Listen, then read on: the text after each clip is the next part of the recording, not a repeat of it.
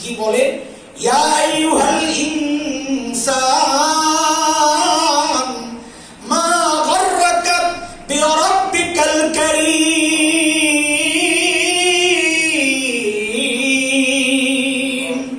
এরে মানুষ, যে চোখ দিয়া তুই গুনাহ করতেছিস, ওই চোখ কিন্তু তোর এই নায়ক নায়িকা দেয় নাই। ওই চোখ আমি কারীম দিছি, না চাইতে দিছি। যে কান দিয়া তুই গুনাহ করতেছিস, ওই কান কিন্তু তোর গায়ক গায়িকা দেয় নাই, আমি কারীম দিছি, না চাইতে দিছি। বান্দা যদি প্রশ্ন করে, আল্লাহ কারীম তো ওই সত্তা যিনি না চাইতে দেন, রব তো ওই সত্তা যিনি এগুলোকে ঠিকঠাক রাখেন, আপনি কি করছেন? তা আল্লাহ সাথে সাথে আয়াতের জবাব দিচ্ছে, কি করছি জালিম, তুই তোর নিজের চেহারার দিকে তাকায়া দেখ। আল্লাযী খালাকাকা ফাসাওয়াকা ফাআদালাক ফি আইয়ি সূরাতিন মা শাআ রাক্কাবাক। এরে বান্দা, তোর চেয়ে সুন্দর করে আমি জমিনে কাউরে বানাই নাই। আরে দেখ কি সুন্দর করে চোখ লাগাই দিছি। নিরাপত্তার কথা, সংরক্ষণের কথা বলস, তো দেখ ওই চোখের মধ্যে কি সুন্দর দুইটা ঝাড়ু লাগাই দিছি। ময়লা পড়ার সাথে সাথে পানি বের করে ঝাড়ু দিয়ে এটাকে পরিষ্কার করে দিই। আর জালিম তুই যখন ঘুমায় যাস, এই চোখগুলো অনিরাপদ হয়ে যায়। আমি রব নিজ দায়িত্বে ওই চোখের উপর একটা পর্দা লাগাইয়া চোখটাকে নিরাপদ করে দিই। আর তুই কি করস? ঘুমটা ভাঙার সাথে সাথে ওই চোখটা খুইলাই আমার নাফরমানি করা শুরু। মা আমার রাখা বিরক্তি কে তোকে ধোকায় ফেললো? কার কাছ থেকে কি পেয়ে তুই আমাকে ভুলে গেলি? এই ভাই, আমাদের বড়রা বলেন কি জানেন, এই ডাকের ভেতরে আরেকটা কথাও লুকায় আছে। কি সেটা? আল্লাহ যেন বলছেন, এরে বান্দা, তোর ছোট্ট বাচ্চাটা তোর দিকে তাকায় থাকলে তুই গুনাহ করস না, তোর লজ্জা লাগে? তোর বাবা মা, তোর শ্বশুর শাশুড়ি, মুরব্বী তাকায় থাকলে তুই গুনাহ করস না, তোর লজ্জা লাগে? অথচ আমি কারীম রব, আমার দেওয়া নিয়ামত দিয়ে আমার নাফরমানি করছিস, আমি তাকায় তাকায় তোকে ডাকতেছি, তাও তুই গুনাহ ছাড়স না। কিরে বান্দা, এ বান্দা, কি হয়ে গেল তোর? আমার দাম বুঝি তোর কাছে ওই বাচ্চাটার চেয়ে কমে গেল না? আমার দাম বুঝি তোর কাছে ওই আমার মাখলুকের চেয়ে কমে গেল না? ওরা টাকা থাকলে তুই গুনাহ করস না, আর আমি টাকা টাকা ডাকি, তাও তুই গুনাহ ছাড়স না। মা আমার রাখা বিরব্বিকাল কারীম, কার কাছ থেকে কি পেয়ে তুই আমি কারীম রবকে ভুলে গেলি? বাবা, কিভাবে বললে বুঝবেন? চুল পাইকা সাদা হয়ে গেছে, দাড়ি রেখে সাদা হয়ে গেছে, এখনো গুণে থাকতে পারি না। ছাড়বেন কবে জিজ্ঞেস করি, বলেন তো? কবে ছাড়বেন বলেন? আর কত বলেন না? এই চুল দাড়ি সাদার অর্থ বুঝেন না? আমরা অর্থ বুঝি এই জন্য আয়নায় দেখলে কলিজা মোচড় দিয়ে ওঠে। হ্যাঁ, নিজের চেহারা আয়না দেখলে কলিজা মোচড় দিয়ে ওঠে যখন দেখি চুল সাদা, দাড়ি সাদা। কেন? জানি এটা কি মেসেজ। আমাকে আল্লাহ বহুবার সতর্ক করেছেন, আমার সামনে গাছের পাতা ঝরাই আমাকে সতর্ক করেছিলেন, এরে হাসান জামিল, যে জিনিস ধরে ওই জিনিস ঝরে, একদিন তুইও ঝরে যাবি। আমি সোজা হই নাই। আমার সামনে আল্লাহ সূর্য ডুবিয়ে আমাকে সতর্ক করেছিলেন, এরে হাসান জামিল, যে জিনিস ওঠে ওই জিনিস ডুবে, তুই একদিন ডুবে যাবি। আমি সোজা হই নাই। আমার সামনে আমার বাবার লাশটাকে আল্লাহ কবরে পাঠাইয়া আমাকে সতর্ক করেছিলেন, এরে হাসান জামিল, তুইও একদিন তোর সন্তানের সামনে দিয়ে কবরে যাবি। আমি সোজা হই নাই। আমার সামনে দিয়ে আমার মায়ের লাশ আল্লাহ কবরে পাঠাইয়া আমাকে সতর্ক করেছিলেন, এরে হাসান জামিল, মায়ের লাশের সামনে দাঁড়ায় দাঁড়ায় অঝরে কেঁদেছিলে, তাই না? একদিন তোমার সন্তানের সামনে দিয়েও তোমার লাশটা যখন যাবে, তোমার বাচ্চাগুলো আব্বু আব্বু বলে চিৎকার করতে থাকবে, বাবা বাবা বলে কান্না করতে থাকবে। আমাকে আমার রব সতর্ক করেছে, আমি সতর্ক হই নাই। এইবার আমার শরীরের মধ্যে ডাইরেক্ট অ্যাকশন শুরু হয়ে গেছে। বাবা, এই দাড়ি চুল সাদা মানে হচ্ছে এটা চূড়ান্ত মেসেজ, যে কোনো মুহূর্তে মালাকুল মউত কাপ করে ধরে নিয়ে যাবে, যে কোনো মুহূর্তে।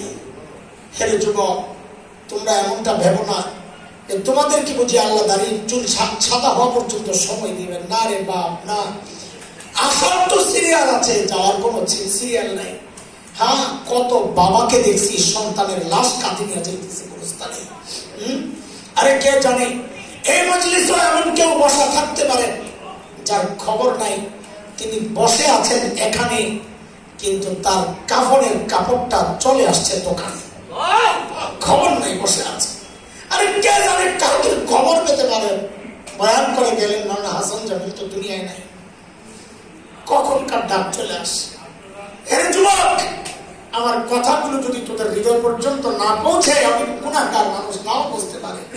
এর চেয়ে ভালো করে বোঝানোর ক্ষমতা যেহেতু আমার নাই, আমি শেষ চেষ্টাটা করে দেখতে পারি। যদি বলো আমি তাই করব, আমার সামনে আসো, আমার সামনে আসো, তোমাদের পাগুলো আমার সামনে মেলে দাও, আমি ওই পাগুলো ধরে বসে বসে কান্না করি, তাও গুনাহ ছেড়ে বাবা, গুনাহ ছেড়ে দেন, গুনাহ ছেড়ে দেন।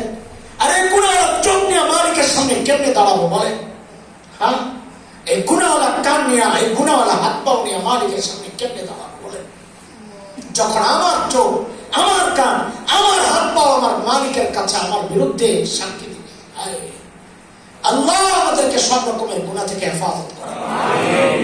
নিরাশ হওয়ার কিছু নাই, গুনাহ যদি করে ফেলি হতাশ হওয়ার কিছু নাই, কারণ আমাদের একজন মালিক আছেন, তার আরেকটা নাম গফফার। কি নাম?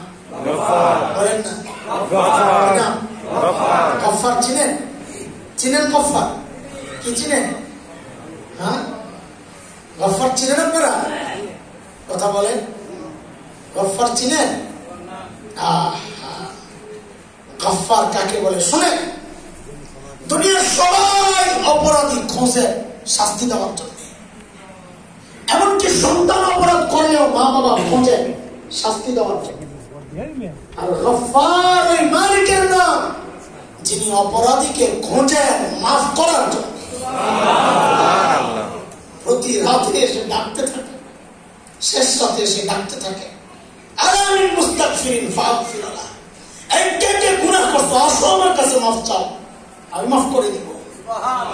বান্দা যদি জিজ্ঞেস করে আল্লাহ মাফ করবেন কত, আল্লাহর পক্ষ থেকে জবাব আসে, বান্দা গুনাহ করেছ যত। মাফ করবেন কত মানে গুনাহ করেছ যত, তাও বলেন না একটু কত। হাদিসে আসছে, হাদিসে কুদসি মানে বক্তব্য আল্লাহ, বান্দার গুনার পরিমাণ যদি সারা দুনিয়াটা ভরে যায়, একজনের গুনাহ ভরতে ভরতে ভরতে ভরতে যায় যদি আসমানের সাথে থেকে, তা আল্লাহ বলেন লা উবালি, আমার কোনো পরোয়া নাই। এই বান্দাও যদি আমার কাছে মাফ চায়, আল্লাহ আমি ভুল করছি আমার মাফ করে দাও, তা আল্লাহর ওয়াদা আমি তার জিন্দেগীর সব গুনাহ খাতা মাফ করে দেব। একবারে সব মাফ হয়ে যাবে, 100 বছরের গুনাহ।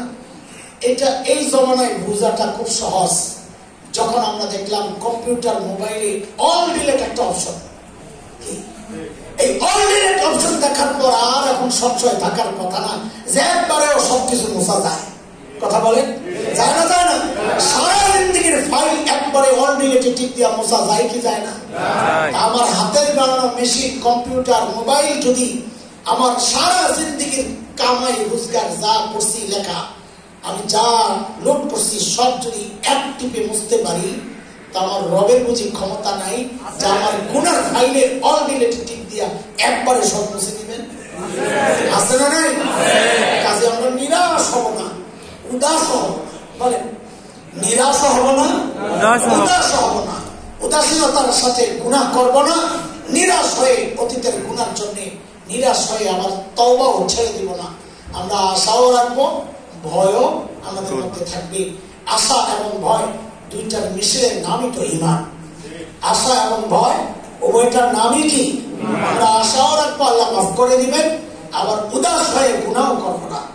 আমরা আমাদের কথা শেষ করবো দুইটা প্রতিজ্ঞার মাধ্যমে। আমাকে আপনারা প্রতিজ্ঞা করেন আমার সাথে ইনশাআল্লাহ, চেষ্টা করেন ইনশাআল্লাহ।